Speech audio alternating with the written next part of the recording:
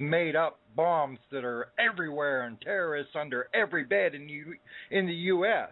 This is going to come ashore. The United States Department of Homeland Security is canceling and phasing out the color code for the terrorist color code, and they're going to do it regionally. Now, what this can do is put region number 1 under terror alert for a noxious gas threat, put region number 5 in under alert for a dirty bomb attack. Now that we've got this huge place that's a breeding ground for actual terrorism, lockdown region number 5, lockdown region number 3 for protests. What the hell? Lock them all down, and it's all over. End game. Have a nice day, folks. Right, and think about this, John, right? Here we have China. China is going and buying up all of the available natural resources, all of the rare earth elements, everything like that. Well, we had to go into Afghanistan because of and they knew all about the $1 trillion and gold and in rare earth elements and all that stuff. But they had to do that because China was buying up all of this stuff. And I mean, I think they own about 90% of the rare earth mines out there today, which is really sick because, you know, your cell phones require it, hybrid cars, the batteries require it, computers require it. And it's very, very interesting to note that all of a sudden one of the more stabilized countries in the Middle East, Egypt, is on the brink of the government collapsing, and one of their puppets, Mohammed el-Baradei, people remember him from the UN nuclear inspection team going in and looking at the Iranian nuclear situation.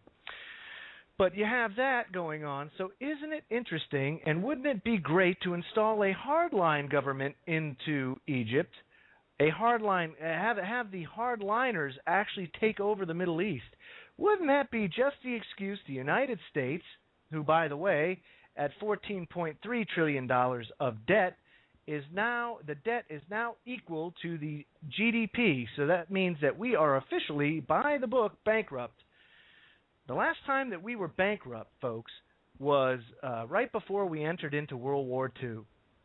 The New Deal, trying to get us out of the Great Depression, bankrupted us. And boy, oh boy, wouldn't it just be great to have that situation unfold again, only because the United States is now bankrupt again. So what do we have to do? Well, to stop China from going and buying up the rest of this stuff, we're going to have to go take it by force, because we sure as heck can't buy it. We're broke. What do you think, Griff? Joe, I want you to consider this seriously, and of course I'm poking fun, but I'm really not. Consider this seriously now. What would happen to get us out of the bankrupt situation for somebody at the Fed to hit the $20 trillion key on the computer, and all of a sudden we have $20 trillion worth of work units in the computer? We're no longer bankrupt. Now, what's wrong with that? Why wouldn't that work? Well, because you're printing your own money. You can't. Well, we've done that before. Oh, of course we have, but so did Weimar. We abolish the debt. We say we click our heels 3 times, turn to the left, and say we have no more debt. Now, what's wrong with doing that? See, I would do that. I don't think. Why wouldn't it work? I think it would work just fine. Personally, I think it would work just fine. I know every economist out there would say that that's committing suicide. Why? But I think it would work just fine, because Why is it committing suicide? Because that's what Kennedy did, and that's what got him shot. He had over $5 billion worth of new notes printed up. He was going to end the Fed. And look where he's at. We're not talking about billions. No, but you're talking about. He got shot over billions, maybe, but we're talking about trillions. We're going to hit the $20 trillion key on the computer. All of a sudden, we have $20 trillion. We of what, though? That's the question. The same thing that we have now. Right. And if China, some of the other countries bitch at it, just say, bug off. And we're okay. We can reestablish welfare checks and retirement and everything. What's wrong I'm game. with that? Hit the reset button. I challenge anybody to tell me what's wrong with that. I find absolutely no problem with it. I think our foreign policy would suffer a wee bit for it. But again, I'm not concerned about foreign policy because I'm a Jeffersonian, I don't think we have foreign policy. Well, no, we don't. And all I can say is that, Jefferson said it best when he said, trade with all, ally with none. Because when you start allying with people, that's when you start getting into trouble. And what a great comment from the chat room. Nothing pays off nothing. And it's true. Nothing pays off nothing. There's absolutely nothing wrong with that, Griff. It just like, okay. That's a great idea. Then nothing pays off. We could take the nothing and pay off all of the nothing debts. Why not? But the debts don't exist because we're not talking about dollars. We're talking about computer blips. Of course, we're talking about ones and zeros. You see, all of the economists, every one of them, and all of the people in finance talk about dollars. And in private conversation, they will all admit that there are no dollars. Well, if they admit there are no dollars, they're Federal Reserve notes, promissory notes that have no meaning whatsoever, and blips on a computer, why the hell are they talking about dollars? Stop talking about dollars. Dollars don't exist. If you stop talking about dollars, where does that leave you? Have you noticed the states that are lining up and starting to talk about forming their own currency? Now, that's extremely, extremely interesting, but very unconstitutional in that is one of the 18 enumerated powers in the Constitution. Well, the government ignores the Constitution anyway. Well, I understand. Why not ignore it and sure. just do it anyway? Well, that's why the states are taking a different route now, using nullification for Obamacare. I think it's great. I think it's a fantastic message that they're sending out. But it's certainly not going to be a lightning in a bottle, Many years ago, the banks issued their own currency, and they put their name on the currency. I have in my collection, I remember $10 bills with the name of the bank on the front of the bill. So it's nothing new. They've done it before. Yeah, no, I totally agree. Maybe it was unconstitutional then, but they did it, No, you're right. Folks, anybody that wants to chime in, I'd be happy to have you call into the show. It's 877-598-8549.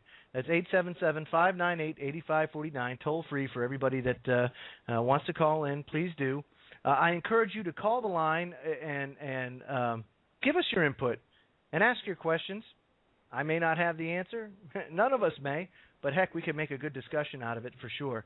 Now, Griff, you said earlier that it's pretty much a certainty, and I'm paraphrasing, that this stuff is going to be coming to the United States in a relatively short period of time. Isn't that just all the more reason to start making sure that yourself and your family are prepared for this type of event? Certainly. I think if you're not well into your preparations now, it's probably almost too late. I've been doing it actively every day for about 4 or 5 years, and we're still not finished. There's so much to consider. And when you think that you're stocking for the rest of your life, it's awesome. And it takes an enormous amount of money. You're looking at $10, $15, $20, $30, $40, $50,000 to stock food. The freeze-dried food cost, by the way, are certainly in the hyperinflation categories right now. It's like $200 and some for 6 cans of freeze-dried beef for spaghetti. 200. Right. I believe it's something like $240 for 6 cans. What about salt pork, Griff? What about salt pork? Salted beef, salt pork. What about salting your foods? I don't know. I've never done it, Joe. I'm just throwing it out there, man, because that's the way they did it 200 years ago. But getting raw material in the future is going to be a very difficult thing. Like salt. It'll be difficult to start up your manufacturing. You won't have that much raw material. And spare parts, machine parts, and things like that. And food is not going to be readily available to you either. I'm thinking right now that probably 99% of the people are not going to be prepared because they're not acting. They've heard the message, but they're not doing anything. They're giving it lip service, but they will not do what's necessary. It's like a movie or a play or something in their minds. They know it probably has a lot of truth to it, but they're not acting on it. They probably think it won't affect them, but it will. So I think the majority of the people are going to be hurting. No, I agree. I think the focus needs to be, of course, on preparation. But again, I'm going to take it back to you have to prepare as if you're going to be thrown back into the Dark Ages. And I mean that literally, because if that's the case and there's widespread disarray, and we are for the most part, we're a country that's built on private companies, private organizations. You take a look at the electric companies, everything else. They're all privatized. It's nothing. There's no government-run electric companies out there. So you have to figure if the economy is going to collapse, these people aren't going to go to work. You're going to lose power.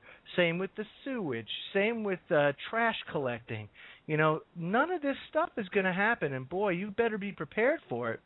And the second thing is, not everybody has the means to be able to put that amount of money in. And in that case, I would recommend that you look towards hand tools, learn about hand tools and their uses, and you can go to Craigslist and find all sorts of different tools that you could use on the cheap in order to survive out there. So there's so many different things you can do, but one of the biggest mistakes I think we all do is we kind of use 21st century thinking and apply it to something when we're going to be knocked back 200 years. And it's going to happen, folks.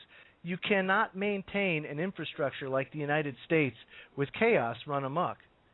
It just won't happen.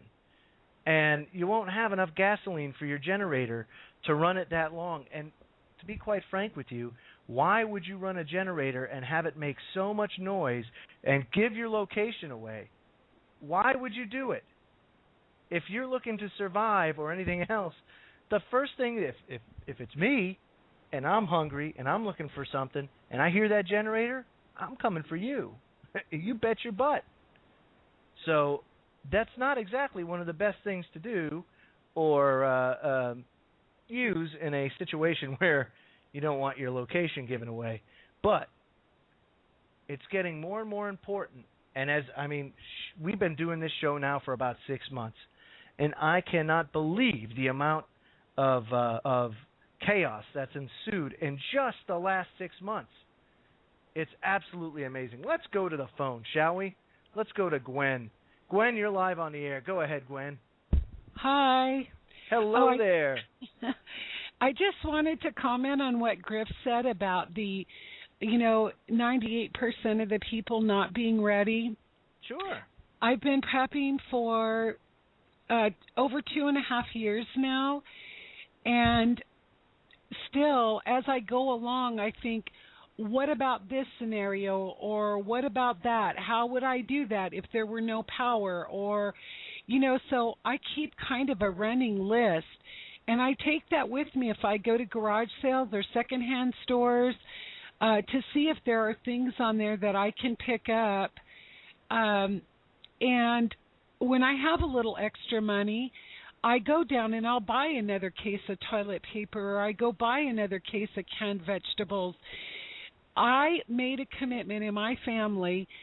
We're not going out to the movies, and we're not going down and playing mini golf or whatever. That money is now going for preparation items. And I think people just don't have that kind of commitment because they don't understand the impact of how their lives change in any given emergency scenario. To them, it's just that won't happen here. I think they think they'll be able to call 911 or FEMA will come, and everything's just going to be copacetic. And they're sadly mistaken. I'm with Griff on that deal. No, I agree. Gwen, this is Griff. Hi, Griff. How is it that you understand about what's coming? What makes you different than the 98%? I lived for a good